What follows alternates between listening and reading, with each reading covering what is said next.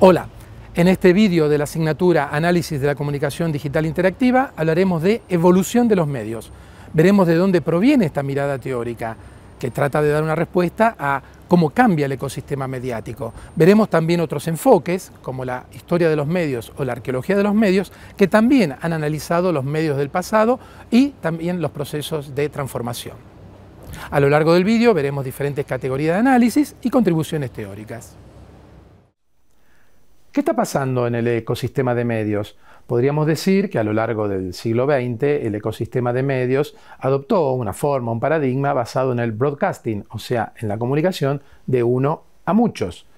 Por ejemplo, la radio, la televisión, pero incluso medios más analógicos como el periódico o incluso el mismo cine estaban pensados para que mucha gente viera un mismo contenido. En el caso de radio y televisión, vieran y escucharan esos contenidos todos al mismo tiempo. Esta era la forma hegemónica. Desde que nosotros nos despertábamos a la mañana, la gente, no sé, leía el diario, escuchaba muchas horas la radio y después miraba muchas horas la televisión.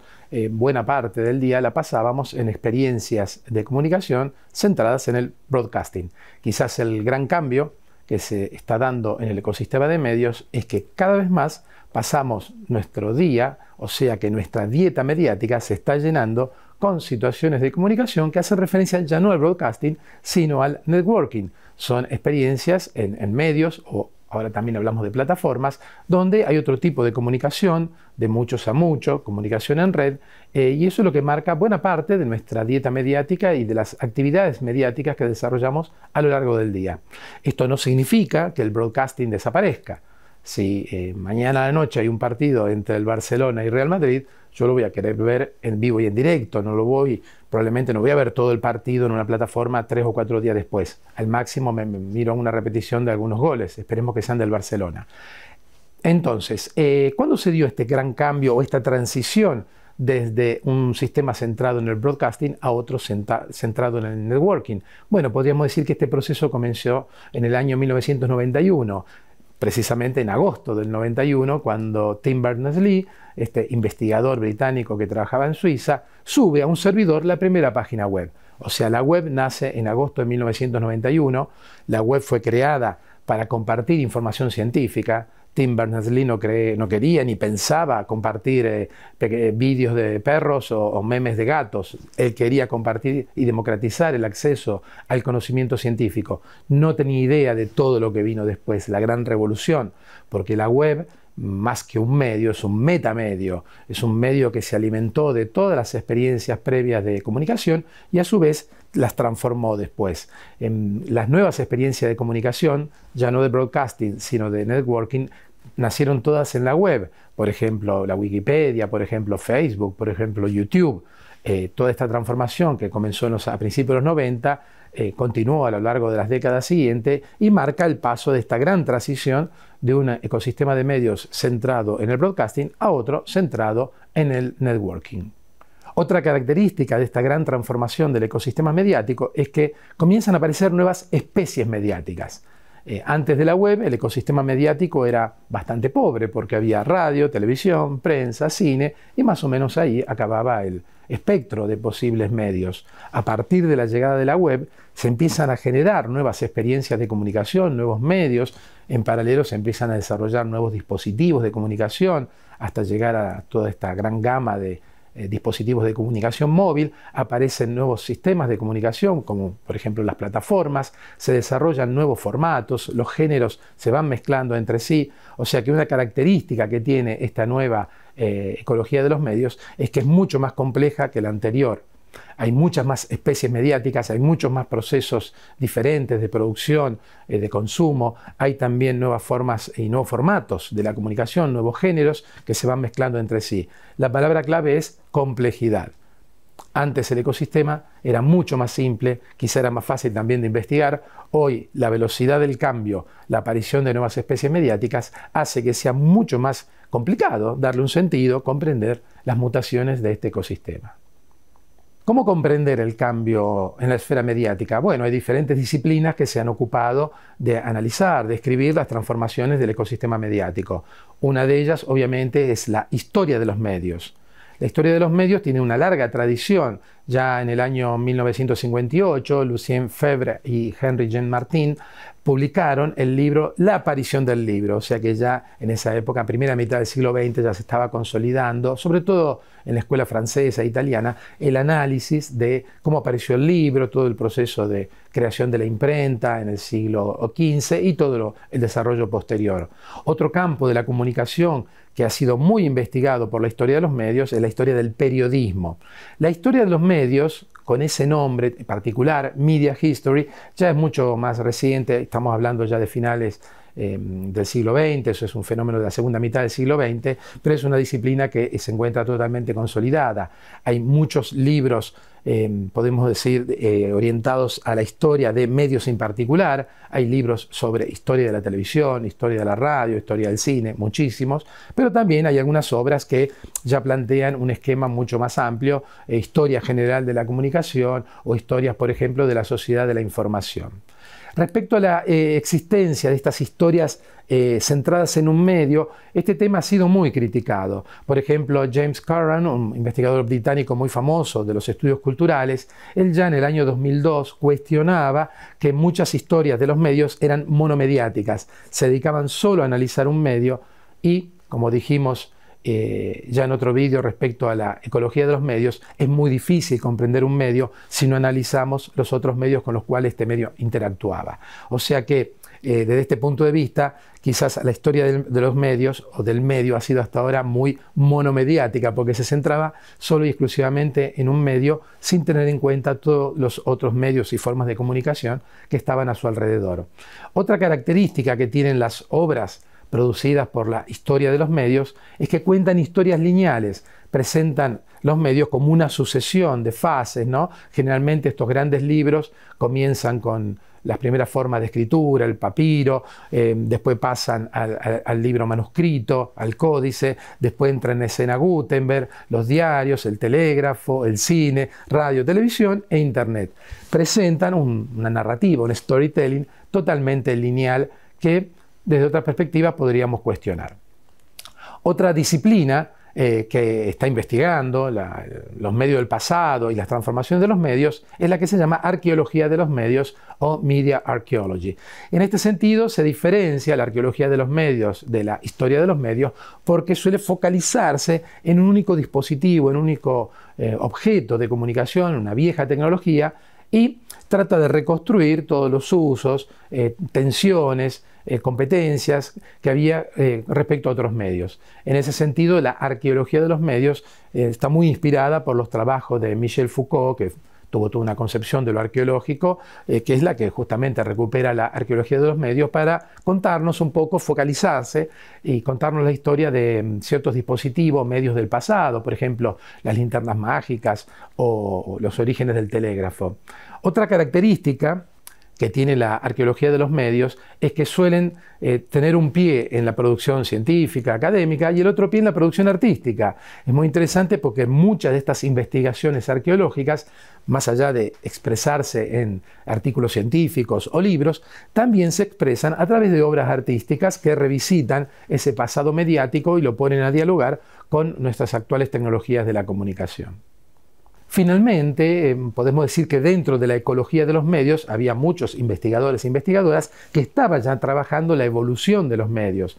Por ejemplo, Paul Levinson, que allá entre el año 78 y 79 defiende su tesis doctoral dedicada a la Media Evolution, una tesis dirigida por Neil Postman. Después hay otros autores, precursores de la ecología de los medios, como Harold Innis, que en libros como Empire and Communications, un libro nunca traducido al castellano, pero fundamental, él ahí ya empieza su proyecto, que finalmente no pudo concluir. Su proyecto era contar la historia de la humanidad, contar la historia de los grandes imperios a través de la comunicación, poniendo al centro de la historia los medios de comunicación. Lamentablemente, bueno, el libro Empire and Communications llega prácticamente un poquito más allá de la caída del Imperio Romano y esta obra quedó pendiente, pero seguramente la podemos retomar.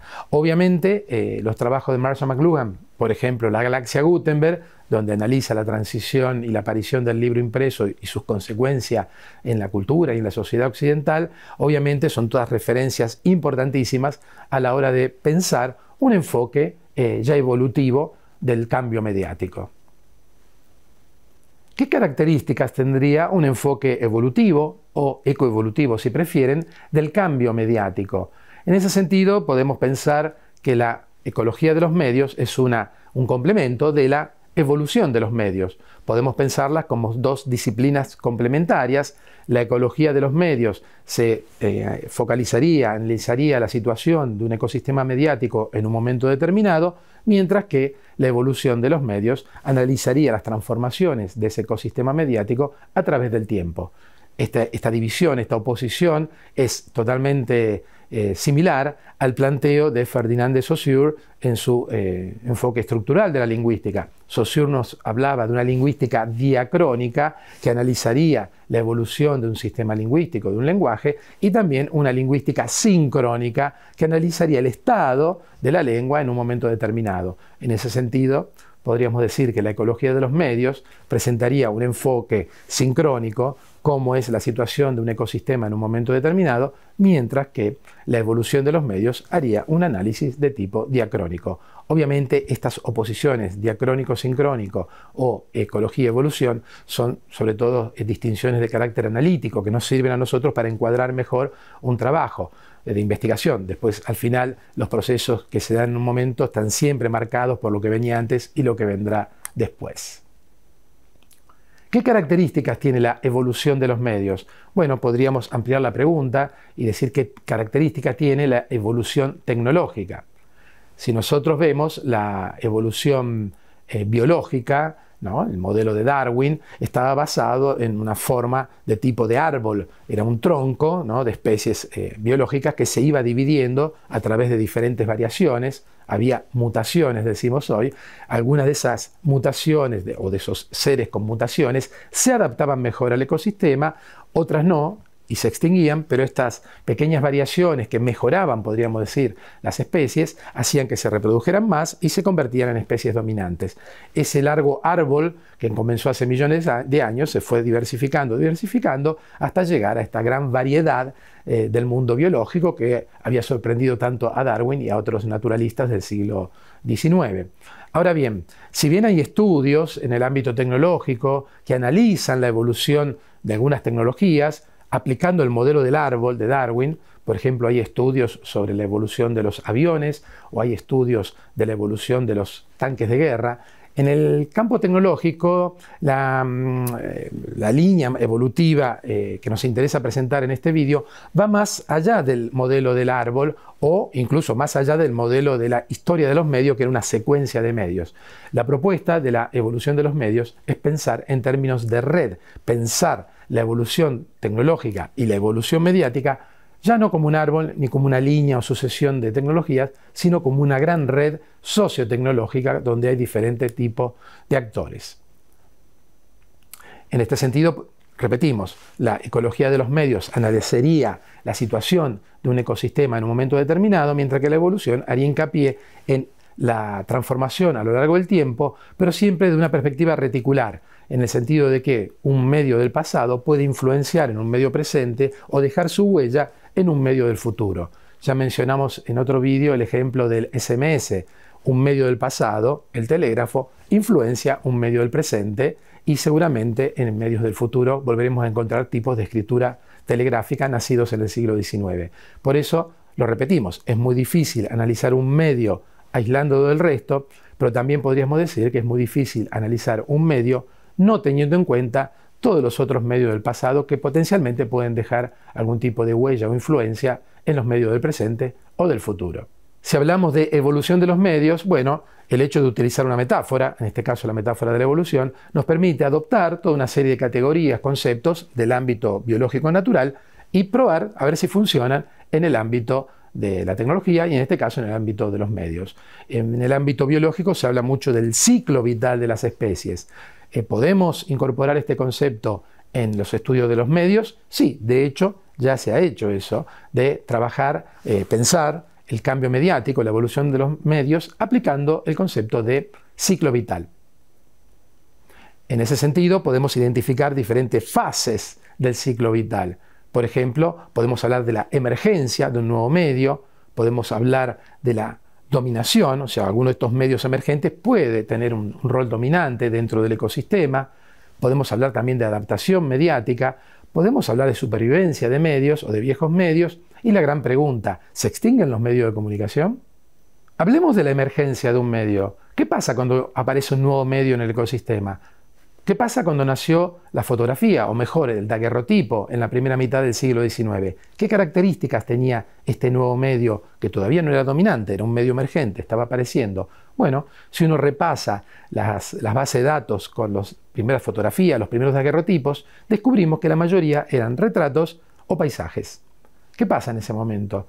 ¿Quién podía hacerse una foto, un daguerrotipo? ¿Quién hacía retratos hasta ese momento? Solamente las familias pudientes, las familias con muchos recursos, podían darse el lujo de contratar a un pintor para que pintara la imagen del abuelo, de la abuela y de toda la tradición familiar. ¿Qué pasa? El daguerrotipo y después la fotografía popularizaron lo que era el retrato pictórico hecho a mano. En ese sentido, podemos retomar el famoso aforismo de Marshall McLuhan: el contenido de un medio es otro medio. Lo mismo pasó cuando apareció el cine. Allá por 1895, las primeras proyecciones cinematográficas eran tomas fijas, ¿no? El tren llegando a la estación, los obreros saliendo de la fábrica, no había montaje, no había lenguaje fotográfico. Se puede decir que el contenido de las primeras películas era un teatro filmado, era poner solo un trípode, una cámara y filmar una escena. Después de varios años, el cine fue descubriendo su propio lenguaje. Tuvieron que llegar los Méliès, los Eisenstein, los Griffith para desarrollar el lenguaje, la gramática del cine. Inventaron el traveling, el montaje, el close-up, los diferentes planos, el plano americano, etcétera, etcétera. Lo mismo pasó con la fotografía.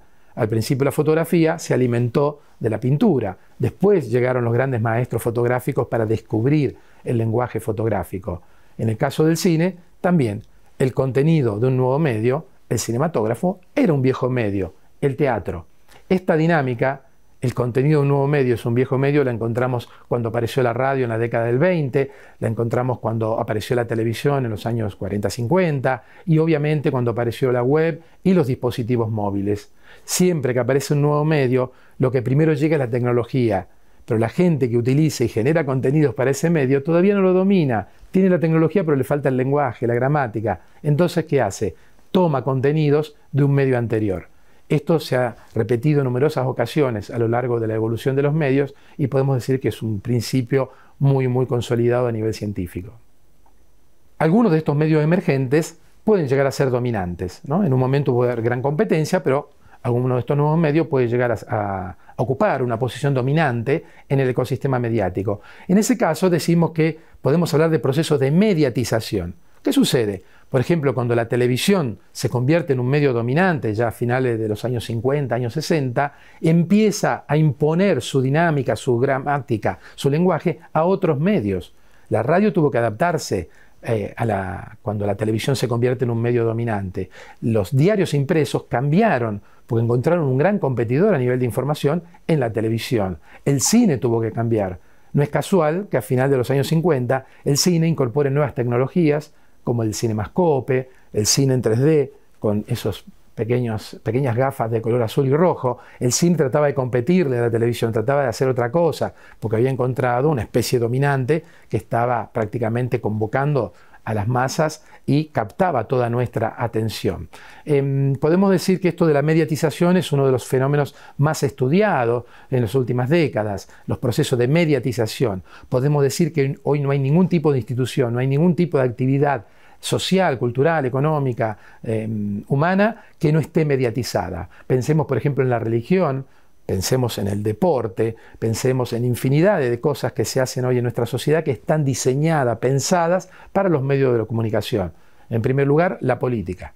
Podemos decir que la mediatización de la política, por lo menos a nivel audiovisual, comienza en la década del 60, cuando se produce el primer debate televisivo entre John Fitzgerald Kennedy y Richard Nixon en el año 1960. A partir de ahí no podemos concebir la política por afuera de las pantallas, no podemos concebir las políticas que no están mediatizadas por lo audiovisual. Obviamente en esta última década la política sigue siendo mediatizada por lo audiovisual, pero evidentemente tenemos nuevos medios interactivos, nuevas plataformas que también están mediatizando la política. Por ejemplo, Twitter.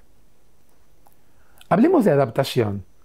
Bueno, cuando un nuevo medio llega al ecosistema, tiene que adaptarse, tiene que tomar algo de los viejos medios para poder ser reconocido. Pero lo más interesante dentro de los procesos de adaptación es cuando un viejo medio, un medio tradicional, un medio dominante, tiene que empezar a competir con nuevas especies mediáticas. Y ahí comienza a cambiar el ecosistema, porque cuando uno introduce una nueva especie en un ecosistema, cambia toda la cadena alimentaria, cambia todo el ecosistema. Y lo mismo pasa en el mundo de la comunicación.